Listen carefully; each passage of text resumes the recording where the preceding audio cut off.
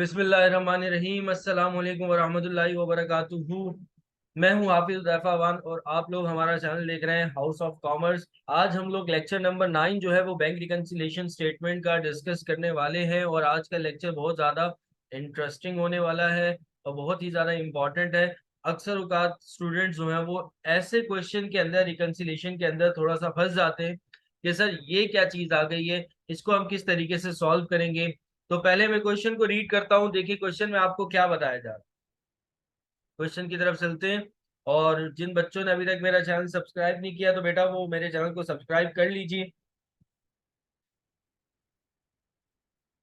Question में बता रहे हैं कि the following information pertain to Ibrahim and company as on Feb 29 2016। कोई इब्राहिम एंड कंपनी है उसकी आपको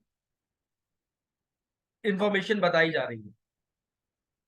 फिर उसके बाद है balance as per cash book है 16766.95 और balance as per bank statement है क्वेश्चन मार्क। असल में आज का क्वेश्चन यही है कि सर अगर बैंक स्टेटमेंट का बैलेंस हमें नहीं दिया जा रहा तो हम उसको कैसे सॉल्व करेंगे, कैसे फाइंड आउट करेंगे। तो आज के लेक्चर के अंदर हम लोगों ने यही पढ़ना है।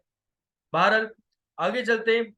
आगे चल के मैं बताऊंगा कि बैंक स्टेटमेंट का बैलेंस किस तरीके से निकाला जाता है। ट्रांजेक्शन नंबर 3 है, कह रहे हैं कि a deposit of rupees 4017.15 made after banking hour on July 31st does not appear in bank statement. Last date आ गई, लास्ट डेट हम लेट डिपॉजिट शो करते हैं और ऐड करते हैं पासबुक के अंदर। फिर उसके बाद है notes receivable collected by bank ₹4545 not shown in a bank statement. Collection of note है, इसको हम ऐड करेंगे कैश बुक के अंदर। बैंक सर्विस चार्जेस आ गए बेटा, चार्जेस लेस करते हैं कहां से, कैश बुक में से 7.65। A check of rupees 835.02 issued to purchase of office equipment erroneously entered in cash book as rupees 853.02। ये एक एरर है कैश बुक का, इसको भी सॉल्व करेंगे। फिर कह रहे हैं कि cheque issue but yet not paid by bank, amount rupees 640.80, 861.12, 301.05। ये तीन चेक्स हैं जो कि हमने इशू कर दिए लेकिन अभी तक बैंक ने पे नहीं किए। इसको आप कहोगे अनप्रेजेंटेड चेक या अनपेड चेक। इसको आप लेस करोगे, कहां से लेस करोगे, पासबुक में से। फिर उसके बाद आगे कह रहे हैं कि a cheque of rupees 180 deposit but return by bank mark NSF. NSF यानी डिसऑनर चेक है, नॉट सफिशिएंट फंड है। इसको आप लेस करोगे, कहां से लेस करोगे, कैश बुक में से। बहरहाल अब आ जाओ रिक्वायर्ड की तरफ कि रिक्वायर्ड नंबर ए में आपसे क्या पूछा जा रहा है। रिक्वायर्ड नंबर ए में कह रहे हैं कि prepare a schedule showing addition and deductions from the balance per cash book to arrive the adjusted balance. वो कह रहा है कि एक शेड्यूल बनाओ जिसके अंदर आपने एडिशन और डिडक्शन को शो करना है कैश बुक की और आपने एडजस्टेड बैलेंस तक पहुंच जाना है। यानी कि आपसे ये पूछा जा रहा है शेड्यूल कैश बुक का। आज के लेक्चर के अंदर हम रिकंसिलिएशन स्टेटमेंट नहीं कर रहे। आज के लेक्चर के अंदर हम ये बनाना सीख रहे हैं कि कैश बुक का शेड्यूल कैसे बनता है, पहली बात। दूसरी बात, वो आपसे कह रहे हैं determine the balance as per bank statement. Bank statement का बैलेंस बताओ। वो जो ऊपर हमारे पास क्वेश्चन मार्क था बैंक स्टेटमेंट का बैलेंस, वही इन्होंने रिक्वायर्ड के अंदर पूछ लिया कि आपसे ये पूछा जा रहा है कि बैंक स्टेटमेंट का बैलेंस कैसे फाइंड आउट करोगे। और लास्ट रिक्वायर्ड में आपसे कह रहे हैं कि एडजस्टिंग एंट्रीज बनाओ। ठीक है, तीन रिक्वायर्ड्स है। एक आपसे पूछा जा रहा है कि शेड्यूल बनाओ कैश बुक का। दूसरा, वो जो आपका बैंक स्टेटमेंट का बैलेंस है जो कि क्वेश्चन मार्क है उसको फाइंड आउट करो। और तीसरा, वो आपसे पूछ रहे हैं कि एडजस्टेड एंट्रीज बनाओ। तो पहले हम शेड्यूल बनाएंगे कैश बुक का कि कैश बुक का शेड्यूल कैसे बनता है, तो उसके ऊपर हम बात करते हैं।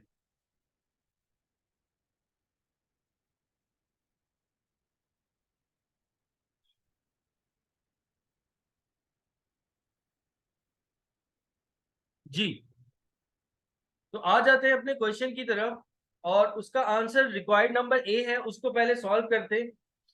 हमें एक कैश बुक का शेड्यूल बनाना है। हेडिंग क्या मैं दूंगा, पहले कंपनी का नाम लिख दूंगा, इब्राहिम एंड कंपनी,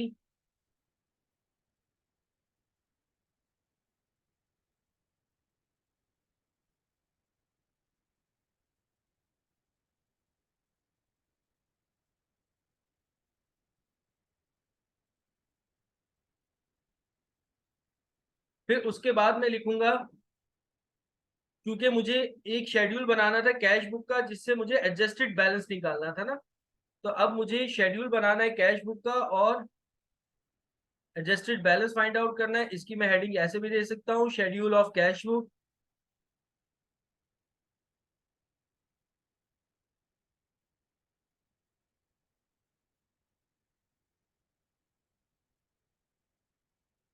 और फिर उसके बाद लिखूंगा एज ऑन फेब 29 2016।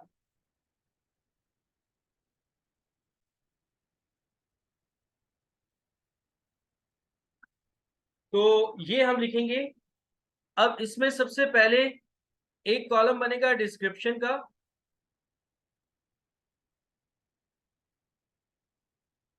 और एक कॉलम बन जाएगा कैश बुक का।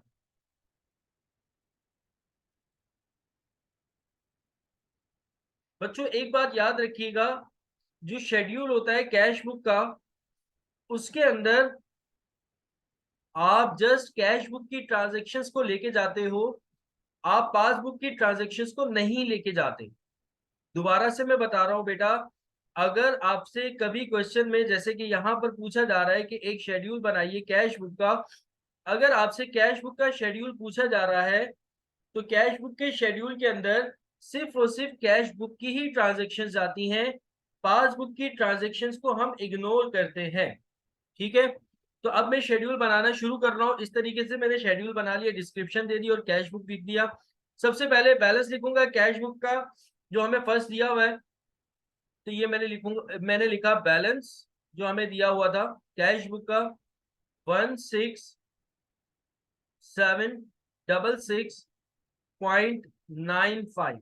ठीक है, ये मैंने बैलेंस शो कर दिया जो क्वेश्चन में लिखा हुआ था। उसके बाद जो है वो बैंक स्टेटमेंट का बैलेंस दिया जा रहा है जो कि क्वेश्चन मार्क है, इसको हमें अभी जरूरत भी नहीं है क्योंकि हम शेड्यूल बना रहे हैं कैश बुक का और कैश बुक के अंदर सिर्फ कैश बुक की ट्रांजेक्शन आती है।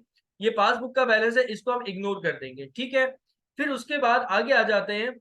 आगे जो है इन्होंने हमें एक डिपॉजिट किया था, अनपेड लेट डिपॉजिट था, थर्ड ट्रांजेक्शन, ये भी पासबुक में जाता है, इसको भी हमने इग्नोर कर देना है क्योंकि ये पासबुक में जा रहा है। हम शेड्यूल बना रहे हैं कैश बुक का, कैश बुक के शेड्यूल के अंदर सिर्फ कैश बुक की ट्रांजेक्शन जाती हैं। फिर उसके बाद फोर्थ है, फोर्थ में आपको बताया जा रहा है नोट रिसीवेबल आपने कलेक्ट किया था, तो इसको हम ऐड करते हैं कैश बुक के अंदर। तो मैं यहाँ पे लिखूंगा ऐड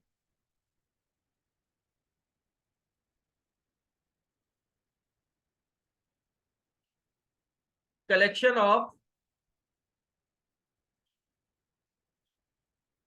नोट, और कलेक्शन ऑफ नोट को मैं ऐड कर लूंगा 4545 के नाम से। ये मैं इस वजह से लेके जा रहा हूं क्योंकि ये ट्रांजेक्शन कैश बुक में जाती है, पासबुक वाली ट्रांजेक्शन को मैंने क्या करना है, इग्नोर करना है।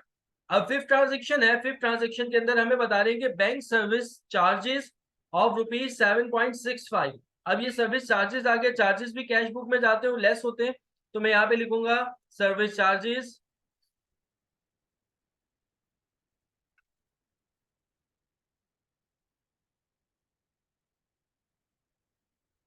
और इस चार्जेस को हम क्या कर देंगे, लेस कर देंगे।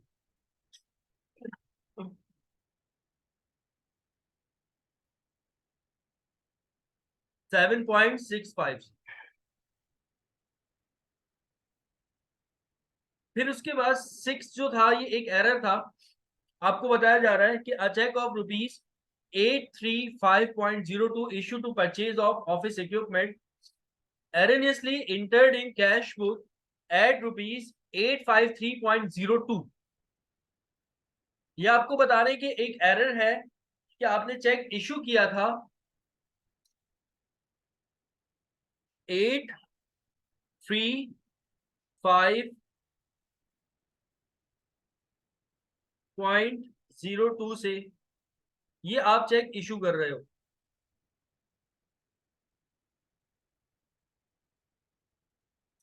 और जब चेक इशू किया जाता है तो इसको हम क्या करते हैं, लेस करते हैं।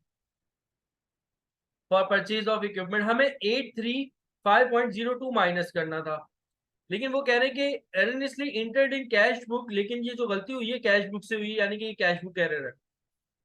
एट रुपीज 853.02 हमने जो माइनस कर दिया, इशू करने का मतलब होता है माइनस करना। हमें 835 रुपए माइनस करने थे, 853 रुपए हमने क्या कर दिए, माइनस कर दिए। हमने ज्यादा माइनस कर दिए।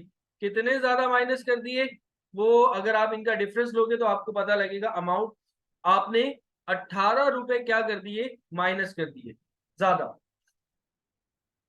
तो बच्चों अब इसको मैं क्या करोगे, जब ज्यादा माइनस कर दिए तो अब आप क्या करेंगे, ऐड करेंगे कि जितना ज्यादा आपने 18 रुपए ज्यादा माइनस कर दिया, वापसी से आप इसको क्या करा दो, ऐड करा दो, और नाम दोगे इसको आप कैश बुक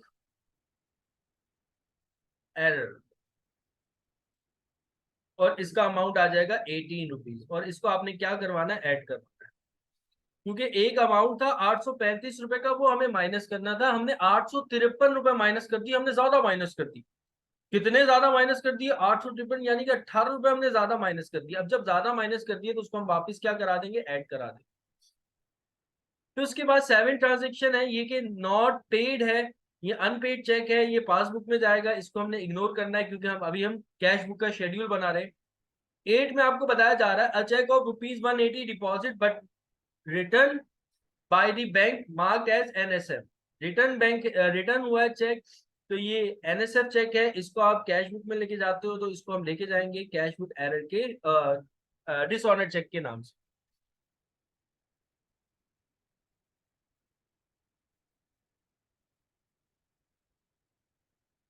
डिसऑनर चेक, और इसको हम 180 रुपए से क्या कर देंगे, माइनस।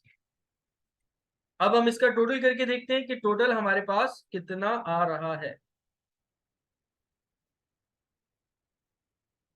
एडजस्टेड बैलेंस, लेकिन ये एडजस्टेड बैलेंस जो है ये सिर्फ और सिर्फ किसका है, कैश बुक का। जैसे कि हम रिकंसिलिएशन स्टेटमेंट बनाते थे तो दोनों साइड पे एडजस्टेड बैलेंस सेम आता था, लेकिन अभी हम सिर्फ कैश बुक का बना रहे हैं शेड्यूल, तो सिर्फ कैश बुक का बैलेंस आएगा, और वो कितना आ जाएगा, 21142.30। 21142.30, ये हमारे पास एक शेड्यूल आ गया।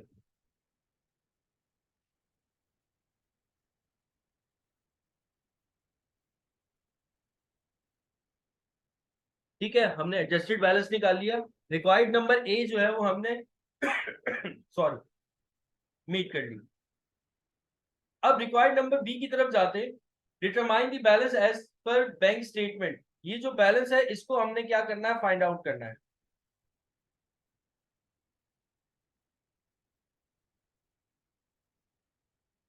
बैंक स्टेटमेंट का जो कि क्वेश्चन मार्क था, इसको हमने क्या करना है, फाइंड आउट करना है। अब ये बैलेंस कैसे बच्चों फाइंड आउट होगा, देखो अब ये मैं बैलेंस आपको फाइंड आउट करना सिखा रहा हूं। सबसे पहले मैं अगेन कंपनी का नाम लिखूंगा,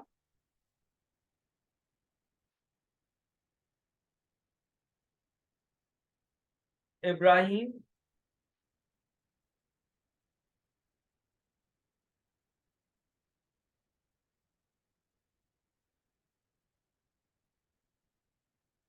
एंड कंपनी, और फिर उसके बाद लिखूंगा balance as per bank statement. ये मैं निकालने जा रहा हूं, balance as per bank statement, इसको मुझे फाइंड आउट करना है। ठीक है, एज ऑन फेब 29 2016, इसको मुझे फाइंड आउट करना है। ये मैं कैसे फाइंड आउट करूंगा, अब सुनो बेटा, यहाँ पे हम थोड़ा सा अपना माइंड जो है वो इस्तेमाल करेंगे। देखो एक बात याद रखना, जो एडजस्टेड बैलेंस होता है ना, जो अभी हमने ये वाला निकाला है, ये एडजस्टेड बैलेंस निकाला है कैश बुक का, ये जो एडजस्टेड बैलेंस होता है हमने पहले बहुत सारे क्वेश्चंस किए हैं, उन सब में हमें ये पता है जो कैश बुक का एडजस्टेड बैलेंस होता है वही पासबुक का एडजस्टेड बैलेंस होता है। दोनों बैलेंसेस क्या आते हैं, इक्वल आते हैं। दोनों बैलेंसेस क्या आते हैं, इक्वल आते हैं। तो अब मैं इस बैलेंस से, ये जब एडजस्टेड बैलेंस कैश बुक का हो सकता है तो यही एडजस्टेड बैलेंस किसका हो सकता है, पासबुक का भी हो सकता है, क्योंकि दोनों बैलेंसेस क्या आते हैं, इक्वल। दोबारा बता रहा हूं, हम लोगों ने रिकंसिलिएशन स्टेटमेंट्स की थी, बहुत सारी बनाई हमने, और उसके अंदर हमने ये पढ़ा कि जब भी एडजस्टेड बैलेंस जो कैश बुक का आता है वही एडजस्टेड बैलेंस किसका आता है, पासबुक का आता है। अगर दोनों बैलेंसेस इक्वल होते हैं तभी तो हमारा क्वेश्चन सही होता है, अगर नहीं होते तो इसका मतलब हमने क्वेश्चन गलत किया है। तो अब यहां पर भी जो एडजस्टेड बैलेंस कैश बुक का निकाला है यही एडजस्टेड बैलेंस किसका होगा, पासबुक का होगा। तो मुझे पासबुक का एटलीस्ट एडजस्टेड बैलेंस तो पता लग गया ना। तो सबसे पहले मैं लिखूंगा यहां पर एडजस्टेड बैलेंस ऑफ पासबुक, वो यही लिख दूंगा जो मैंने कैश बुक का निकाला है। कितना निकाला था, 21142.30। ये इसी बैलेंस को मैंने पासबुक का बैलेंस बना दिया। क्यों, क्योंकि मुझे पता है कि जब दोनों बैलेंसेस इक्वल होते हैं तो अगर मैं इसको कैश बुक का एडजस्टेड बैलेंस कह रहा हूं तो इसको मैं पासबुक का भी एडजस्टेड बैलेंस कह सकता हूं। अब मुझे चीजों को रिवर्स लेके चलना पड़ेगा, क्योंकि मुझे अब देखो एडजस्टेड बैलेंस पता है, अब मुझे ऊपर वाला बैलेंस नहीं पता, यानी कि balance as per bank statement मुझे निकालना है ना, यानी कि ऊपर वाला बैलेंस नहीं पता। पहले हमें ये पता होता था कि हमें बैलेंस ऑफ बैंक स्टेटमेंट का बैलेंस दिया होता था, उससे हम एडजस्टेड बैलेंस निकालते थे। अब हम एडजस्टेड बैलेंस से बैंक स्टेटमेंट का बैलेंस निकालेंगे। देखो होता ये था पहले, जो एडजस्ट बैंक स्टेटमेंट का बैलेंस होता था उससे हम क्या निकालते थे, एडजस्टेड बैलेंस निकालते थे।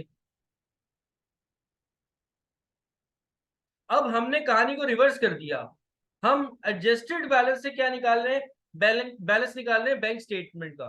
तो अब मैं क्या करूंगा, जब मैंने ये काम ही रिवर्स कर दिया तो ट्रांजेक्शन्स को भी क्या कर दूंगा, रिवर्स कर दूंगा। कैसे, कि जो चीज ऐड होती है उसको मैं लेस करवाना शुरू कर दूंगा, और जो चीज लेस होती है उसको मैं ऐड करवाना शुरू कर दूंगा।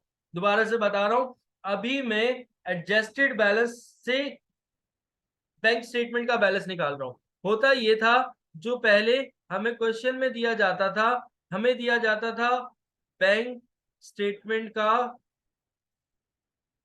बैलेंस, और उसकी हेल्प से हम फाइंड आउट करते थे एडजस्टेड बैलेंस। पहले तो यही होता था, जैसे अभी कैश बुक का बैलेंस दिया था, उस कैश बुक के बैलेंस की हेल्प से हमने कैश बुक का एडजस्टेड बैलेंस निकाला था। तो मतलब हम बैंक स्टेटमेंट के बैलेंस से क्या निकालते थे, एडजस्टेड बैलेंस निकालते थे। अब मुझे एडजस्टेड बैलेंस पता है जो मैंने अभी लिखा है, तो अब मैं इस एडजस्टेड बैलेंस से क्या निकाल रहा हूं, बैंक स्टेटमेंट का बैलेंस निकाल रहा हूं। मतलब अब मैं रिवर्स चल रहा हूं ना, उल्टा चल रहा हूं। तो अब जब उल्टा चल रहा हूं तो सारे काम मैं अपने उल्टे करना शुरू कर दूंगा। कैसे उल्टे करना शुरू कर दूंगा, कि जो चीजें मैं ऐड करता था उनको मैं क्या कर दूंगा, माइनस, और जो चीजें मैं माइनस करता था उनको मैं क्या कर दूंगा, ऐड। अब देखो जरा कहानी किस तरीके से होती है, कहानी सुनो, जुबानी सुनो मेरी, गौर से सुनना।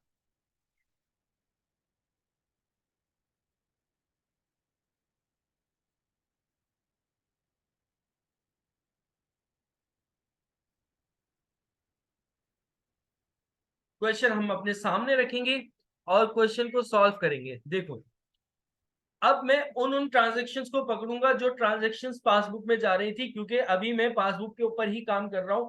कैश बुक का मैं निकाल चुका हूँ, तो मैंने ऑलरेडी पहले से ही क्रॉस लगा करके रखे हुए थे कि भाई ये ट्रांजेक्शन्स पासबुक की है, तो मैंने उनको कैश बुक में नहीं लेके गया था, इग्नोर किया था। तो एक तो ट्रांजेक्शन नंबर 2 थी, एक ट्रांजेक्शन नंबर 3 थी, एक ट्रांजेक्शन नंबर कौन सी थी, 7 थी। ये तीन ट्रांजेक्शन्स ऐसी थी जिसको हमने कहा लेके जाना था, पासबुक में लेके जाना था, तो उस टाइम मैंने इग्नोर कर दिया था, अब मैं लेके जा रहा हूँ। देखो पहला तो बैलेंस है जो हमें फाइंड आउट करना है, दूसरी वाली ट्रांजेक्शन तो अभी नहीं लेके जा सकता। तीसरी वाली ट्रांजेक्शन क्या थी, जुलाई 31, उसमें लास्ट डेट दे रहे थे, और ये क्या है, लेट डिपॉजिट है, लेट डिपॉजिट। अब लेट डिपॉजिट होता क्या था, ऐड होता था। अब हमें तो क्या चल करना, उल्टा करना है, यानी कि लेट डिपॉजिट अगर ऐड हो रहा है तो अभी मैं क्या कर दूंगा, लेस कर दूंगा, अभी मैं क्या कर दूंगा, लेस कर दूंगा। तो अमाउंट कितना है लेट डिपॉजिट का, अमाउंट है लेट डिपॉजिट का 4017.15। तो अब मैं 4017.15 लेस कर दूंगा। देखो जो चीजें मैं ऐड करवा रहा था ना, अब मैं उन चीजों को क्या करा रहा हूँ, लेस कर रहा हूँ, क्योंकि मैं उल्टा चल रहा हूँ। ठीक है। अब अगर मैं सीधा चल रहा होता तो फिर मैं लेट डिपॉजिट को क्या करता था, ऐड करता था, अभी भी मैं ऐड करता, लेकिन अभी हमें बेसिकली एडजस्टेड बैलेंस से पासबुक का बैलेंस निकालना है, तो हमें रिवर्स चलना है ना। तो जो चीजें ऐड हो रही होंगी अब हम उनको क्या करने लग जाएंगे, लेस करने लग जाएंगे। अब जैसे कि यहाँ पे आपको बता रहे हैं 7 ट्रांजेक्शन में नॉट पेड यानी कि अनपेड चेक थे ये। अनपेड चेक का अमाउंट एक ये था 640.80, एक अमाउंट था हमारे पास 861, और एक अमाउंट था 301.05। ये 3 चेक्स थे जो कि अनपेड चेक थे। अनपेड चेक क्या होते हैं, अनप्रेजेंटेड होते हैं, बेसिकली अनपेड कह लो या अनप्रेजेंटेड कह लो, बात एक ही होती है। तो अनपेड चेक हो या अनप्रेजेंटेड चेक हो, वो लेस होते हैं, कहां से लेस होते हैं, पासबुक में से। अब जबकि वो लेस होते हैं, अब हम यहाँ पर क्या कर रहे हैं, रिवर्स चल रहे हैं, तो अब हम इनको क्या कर लेंगे, ऐड कर लेंगे। तो यहाँ पे लिखेंगे अनप्रेजेंटेड चेक,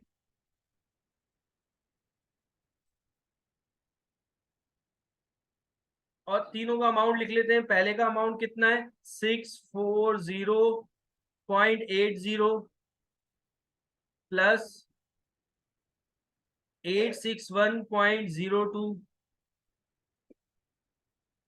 और फिर उसके बाद अमाउंट है 301.05, 301.05। ये 3 चेक्स हैं, इन तीनों चेक्स का अमाउंट अगर मैं ऐड करता हूं तो अनपेड चेक या अनप्रेजेंटेड चेक का अमाउंट जो आएगा वो मेरे पास आएगा 1802.97, और इसको मैं क्या कर लूंगा, ऐड 1802.97, और इसको मैं क्या कर लूंगा, ऐड। तो अब मेरे पास बैलेंस एज पर क्या आ जाएगा, बैंक स्टेटमेंट, क्योंकि इसके अलावा और तो कोई ट्रांजेक्शन थी नहीं। तो अब ये आएगा हमारे पास balance as per bank statement, balance as per bank statement, जो क्वेश्चन में हमसे पूछा जा रहा था और जो कि क्वेश्चन मार्क भी था।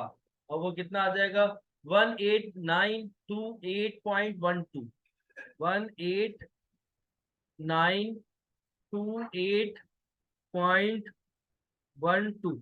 तो ये हमने सारे के सारे बैलेंसेस बना लिए। अब उसके बाद नेक्स्ट है कि कुछ एंट्रीज जो थी वो लास्ट में आपसे पूछ रहे थे कि एडजस्टिंग एंट्रीज भी बनानी है, तो अब मैं क्या करता हूँ, एडजस्टिंग एंट्रीज भी बना लेता हूँ, लगे हाथों।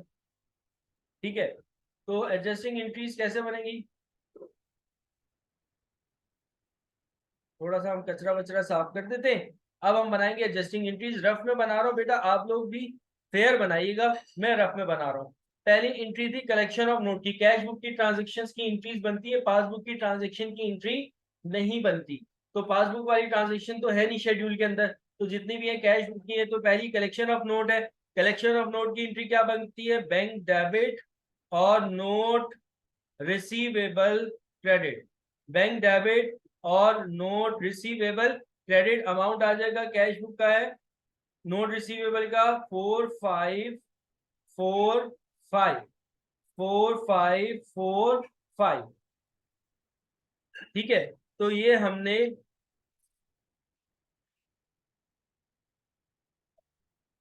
बना ली पहली ट्रांजेक्शन।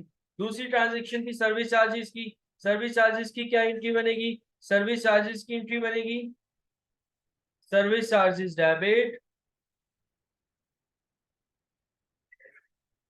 अब तो आप लोग चीते हो गए एंट्रीज बनाने में।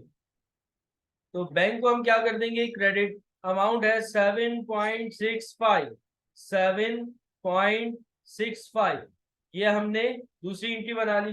तीसरी एंट्री एरर की है, एरर ऐड हो रहा है, तो मैं क्या मतलब मैं बैंक को क्या कर दूं, यहाँ पे डेबिट कर दूं, क्योंकि एरर जब ऐड होगा बैंक को डेबिट करोगे, लेस होगा तो बैंक को क्या कर दोगे, क्रेडिट 18 रुपए से। और किस चीज का एरर था, इसमें हम लोगों ने क्या परचेज करा था, इसमें हम लोगों ने इक्विपमेंट को परचेज करा था, तो इक्विपमेंट को हम क्या कर देंगे, क्रेडिट कर देंगे।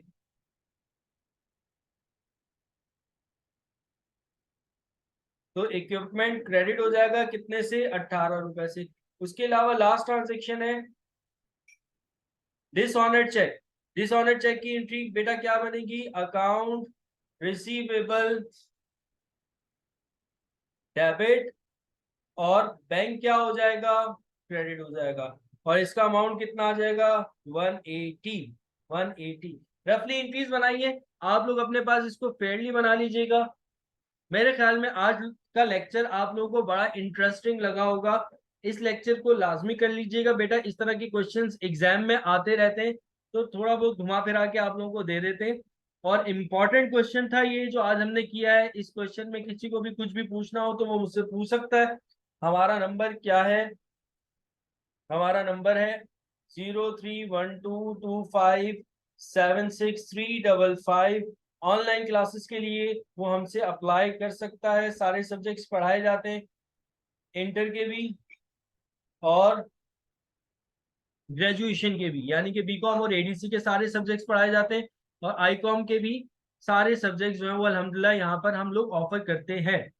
और कुछ दिन का डेमो भी, आप डेमो भी ले सकते हो। अगर आप लोग को चीजें समझ में आ रही होंगी तो आप लोग एडमिशन लीजिएगा, अगर नहीं समझ में आ रही हो तो मत लीजिएगा। अपना ख्याल रखना, मुझे दुआओं में याद रखना, मेरे चैनल को लाजमी सब्सक्राइब करना, और आगे भी लाजमी लाजमी बढ़ाना।